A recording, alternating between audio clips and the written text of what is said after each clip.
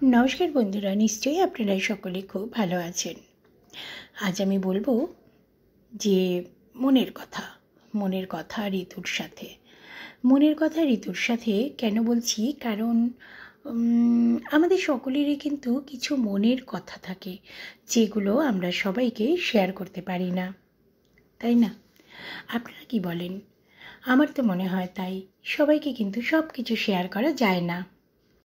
তারপরে ধরুন কিছু কিছু সময় মনে পড়ে ছোটোবেলার কথা, কিছু কিছু সময় মনে পড়ে কলেজ লাইফের কথা, আবার কিছু কিছু সময় মনে পড়ে স্কুল লাইফের কথা।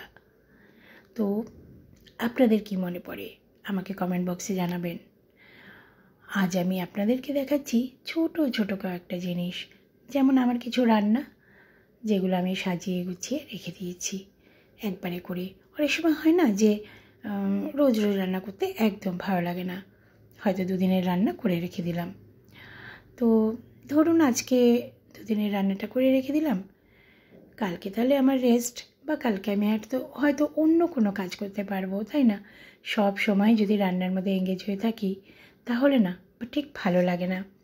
কারণ রান্না ছাড়াও কিন্তু আমাদের মেয়েদের অনেক কাজ থাকে।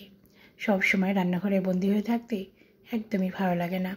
তবে হ্যাঁ, রান্না কিন্তু আমার ভালো লাগে, সেটা বলছি না যে রান্না আমার ভালো লাগে না।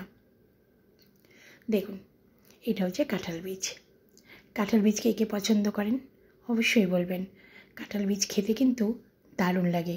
কাঁঠাল বীজ পোড়া থেকে শুরু করে কাঁঠাল বীজ ভাজা, নিরামিষ তরকারিতে কাঁঠাল বীজই মানে অসাধারণ লাগে খেতে, তাই না?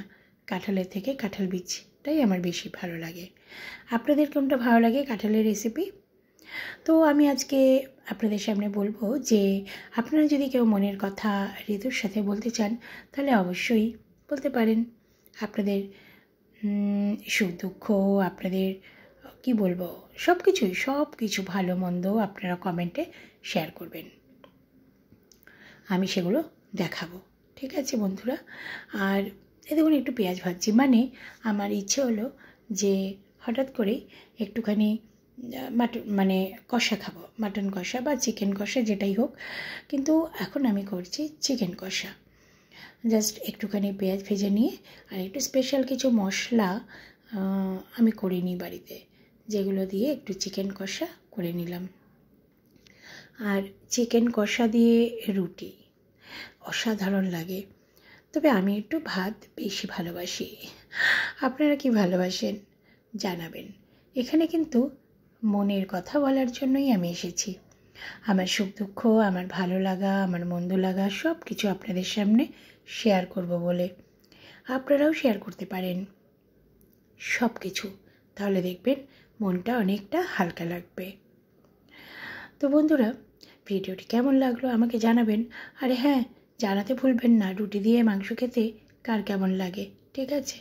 তো কাঁঠালের বীজের কথাটাও কিন্তু ভুলবেন না। কিভাবে কাঁঠালের বীজ খেতে পছন্দ করেন, কোন রেসিপি বানাতে বেশি ভালোবাসেন, সবটুকুই বলবেন। তো আজকের মতো এখানেই রাখছি, পরের দিন আবার হয়তো চলে আসবো আপনাদের সাথে।